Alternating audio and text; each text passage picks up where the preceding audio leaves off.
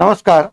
जिला अधिवक्ता संघ सतना के चुनाव की उल्टी गिनती प्रारंभ हो चुकी है और आज इसी विषय में चर्चा करने के लिए हमारे साथ उपलब्ध हैं एडवोकेट रमेश मिश्रा जी, जो मुख्य निर्वाचन अधिकारी हैं, और मुख्य सलाहकार एडवोकेट हर्ष तिवारी जी, जिनसे हम इस चुनाव के विषय में चर्चा करेंगे। तो सबसे प्रथम हम एडवोकेट रमेश मिश्रा जी से जानना चाहेंगे कि कुल कितने पदों के लिए यह चुनाव हो रहा है और इसमें कितने पद आरक्षित हैं।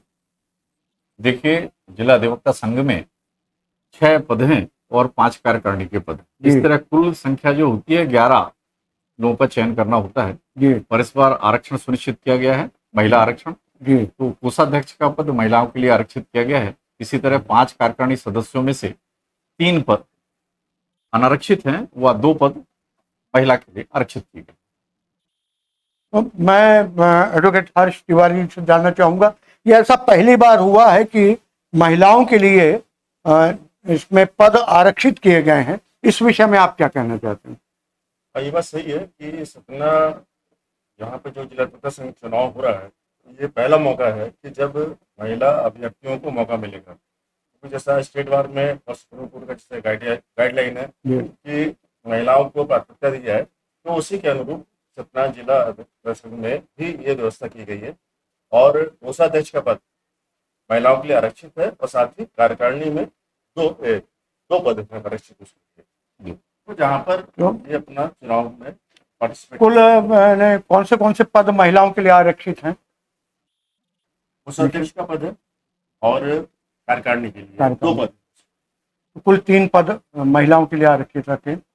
हाँ, इस प्रकार ये कह लें कि कार्यकारिणी में जैसे 5 सदस्य की कार्यकारिणी होती है, तो 3 सदस्य तो सामान्य रहेंगे और उसमें 2 पद कार्यकारिणी में महिलाओं के लिए आरक्षित किए गए।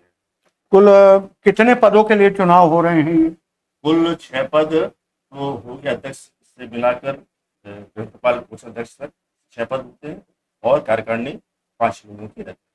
मैं मुख्य निर्वाचन अधिकारी से ये जानना चाहूँगा, कितने मतदाता हैं और इस वर्ष कितने बढ़े हैं मतदाता? देखिए, विगत वर्षों में जो निर्वाचन संपन्न हुआ था और इस वर्ष में जो मतदाता सूची तैयार हुई, उसमें मतदाताओं की संख्या लगभग 425 मतदाताओं की संख्या बढ़ी है और इस बार मतदान में 1774 अधिवक्ता मतदान कर सकेंगे। कौन सी तिथि तय हुई है मतदान की? देखिए, हम लोगों ने सर्वसम्मत से छुट्टियों का ध्यान में रखते हुए और सभी की सुविधा का ध्यान में रखते हुए 3 जुलाई 2026 की तिथि जो है मतदान के लिए सुनिश्चित की है और मतगणना उसके दूसरे दिन होगी, अर्थात 4 जुलाई 2026। फॉर्म कब मिलेंगे? अंतिम तिथि कब रहेगी? कितने तारीख से फॉर्म भरना चालू हो जाएगा? देखिए, हमारे नामांकन पत्र तो तैयार हो चुके हैं। अगर कोई निक्षेप राशि जमा करता है तो हम उसे कल परसों से ही जो है नामांकन पत्र दे सकते हैं, लेकिन नामांकन पत्र जमा करने की एक सुनिश्चित तिथि है, उसके पूर्व नहीं जमा कराए जा सकते हैं। तो हम आपको विस्तृत रूप से बताना चाहते हैं कि दिनांक 15 जून 2026 से लेकर के 17 जून 2026 तक समय 11 बजे से लेकर के 3 बजे तक नामांकन आवेदन पत्र स्वीकार किए जाएंगे, अर्थात नामांकन पत्र स्वीकार किए जाएंगे और दिनांक 18 जून को दोपहर 2 बजे अधिवक्ता संघ के कार्यालय में नामांकन निर्देशन पत्रों की समीक्षा की जाएगी और उसी दिन जो है अभ्यर्थियों की सूची का अंतिम प्रकाशन कर दिया जाएगा। तो स्क्रूटिनी कितने तारीख को? 17 तारीख को? 18 जून। 18 जून को। जी जी जी ठीक। तो इसमें जो कुछ शुल्क निर्धारित है इनके लिए? देखिए, महंगाई बढ़ चुकी है और जैसा कि सबको विदित है कि जिला अधिवक्ता संघ जो है हमारे निर्वाचन कार्य में किसी प्रकार का कोई व्यय नहीं करता है और हमको व्यय की व्यवस्था नाम निर्देशन पत्रों के माध्यम से प्राप्त राशि से ही करनी होती है। तो महंगाई को दृष्टिगत रखते हुए इस बार नामांकन शुल्क में वृद्धि की गई है। तो अध्यक्ष पद के लिए 21,000 रुपये और 20 वर्ष का अनुभव, इसी तरह उपाध्यक्ष पद हेतु 15,000 रुपये, सचिव पद हेतु 15,000 रुपये और 15 वर्ष का अनुभव, सह सचिव पद हेतु 10,000 रुपये, कोषाध्यक्ष पद हेतु 10,000 रुपये, ग्रंथपाल पद हेतु 10,000 रुपये और कार्यकारिणी सदस्यों के लिए 5,000 रुपये नामांकन शुल्क निर्धारित किया गया।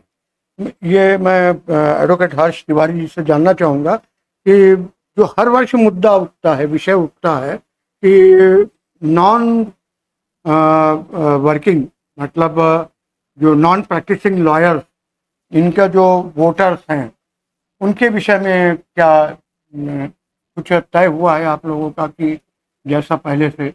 नहीं, ये चीजें तो चुनाव चूंकि चल रहा है और चुनाव में अंतिम प्रकाशन हो चुका है, तो ये सारे विषय तो उसके पहले के हैं कि नॉन प्रैक्टिसिंग कौन है कौन नहीं है। और स्टेट बार और के द्वारा पहले भी नॉन प्रैक्टिसिंग के विरुद्ध कार्रवाई की जा चुकी है और सारी चीजें क्लियर स्पष्ट है। स्पष्ट होने के बाद ही अंतिम सूची का प्रकाशन किया जाता है। तो मतदान कितने तारीख को होगा मतदान की तिथि को 3 जुलाई तय की गई। और गिनती इस बार अब दूसरे दिन है, जी हाँ। तो कितने बजे से कितने बजे तक मतदान है? मतदान सुबह 9 बजे से लेकर शाम 5:30। और गणना? गणना का इस बार तय किया गया कि दूसरे दिन गणना की जाएगी 4 जुलाई को, और समय है उसका 10 बजे से है, 10 बजे से जब तक संपन्न निर्णय हो। आने तक के लिए। ज़्यादा से ज़्यादा मतदान हो, ज़्यादा से ज़्यादा वोटर्स आकर मतदान करें, इसके लिए आप लोगों की क्या कार्य योजना है? आपके निर्वाचन अधिकारी और सलाहकार मंडल ने कुछ तय किया होगा कि ज़्यादा से ज़्यादा वोटर्स को हम अट्रैक्ट करें, कि ज़्यादा से ज़्यादा वोटर्स आकर चुनाव में पार्टिसिपेट करें। देखिए, विगत वर्षों से ही हम लोग का प्रयास रहा है कि अधिक से अधिक लोग मतदान में भाग लें। इसके लिए हम लोग आजकल सोशल मीडिया का भी सहयोग लेते हैं और अधिवक्ता संघ का एक फेसबुक पेज भी बनाया हुआ है और उसमें लगातार सूचनाएं दी जा रही हैं। समाचार पत्रों के माध्यम से भी हम लोग सूचनाएं लगातार प्रसारित करते हैं।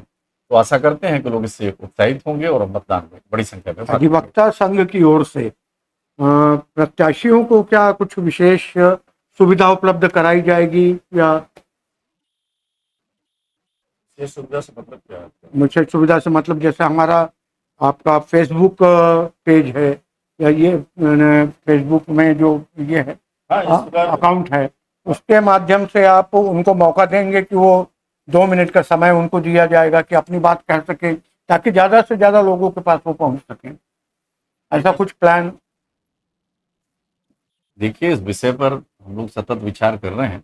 अगर समिति की सहमति बन गई तो हम लोग कोशिश करेंगे कि प्रत्येक प्रत्याशी को अपनी बात कहने के लिए हम मंच प्रदान करेंगे, लेकिन ये कोई अभी निर्णित नहीं है। समिति के साथ बैठ के इसका निर्णय करेंगे। और जो सुरक्षा मेन रहता है कि मतदान के दिन सुरक्षा को देखते हुए क्या व्यवस्था की गई है? सीसीटीवी कैमरे या कुछ पुलिस प्रशासन की मदद? और जी, सदैव की भांति पुलिस प्रशासन वहाँ तैनात रहता है और बड़ी संख्या में लोग सुरक्षा के लिए तैनात रहते हैं और हम जो मतदान के लिए आते हैं उनकी भी सुविधाओं का ध्यान रखते हैं। इस बार रात भर पेटियां, मतदान पेटियां वहां रहेंगी, तो स्वाभाविक है कि ज़्यादा चिंतने, ज़्यादा सुरक्षा की बात आती है, सुरक्षा का विषय आता है, उसकी क्या व्यवस्था रहेगी? देखिए, पुलिस प्रशासन का सहयोग तो रहता ही है और हम लोगों ने सुनिश्चित किया है कि रात में मतपेटियों को सुरक्षित रखने के लिए उनको एक सुरक्षित लॉकर में रखवाया जाएगा। लॉकर मतलब अधिवक्ता संघ के एक सुरक्षित कक्ष में रखवाया जाएगा। पुलिस की गार्ड रहेगी और अगर कोई अभ्यर्थी स्वयं और या उनका क्या कहते हैं प्रतिनिधि वहां पर रहना चाहे रात्रि में, तो उनके रुकने की व्यवस्था करेंगे ताकि वो इस सुनिश्चित कर सके कि भाई इसमें कोई हेरफेर नहीं है और मतगणना फिर संपन्न हो सके। तो ये रही महत्वपूर्ण विषय में चर्चा, और हम आगे भी अन्य विषय पर चर्चा करने के लिए आप दोनों से इस विषय में चर्चा करते रहेंगे, नियमित मिलते रहेंगे और आप लोगों को, दर्शकों को हम इसके विषय में आपको जानकारी देते रहेंगे। आप इस फेसबुक पेज में और जिला अधिवक्ता संघ के फेसबुक अकाउंट से जुड़े रहिए ताकि आपको लेटेस्ट जानकारियां उपलब्ध हो सके। बहुत बहुत धन्यवाद, बहुत बहुत धन्यवाद आप लोग स्टूडियो में आए और अपना बेशकीमती समय हमको दिया, उसके लिए आपका बहुत बहुत धन्यवाद। बहुत बहुत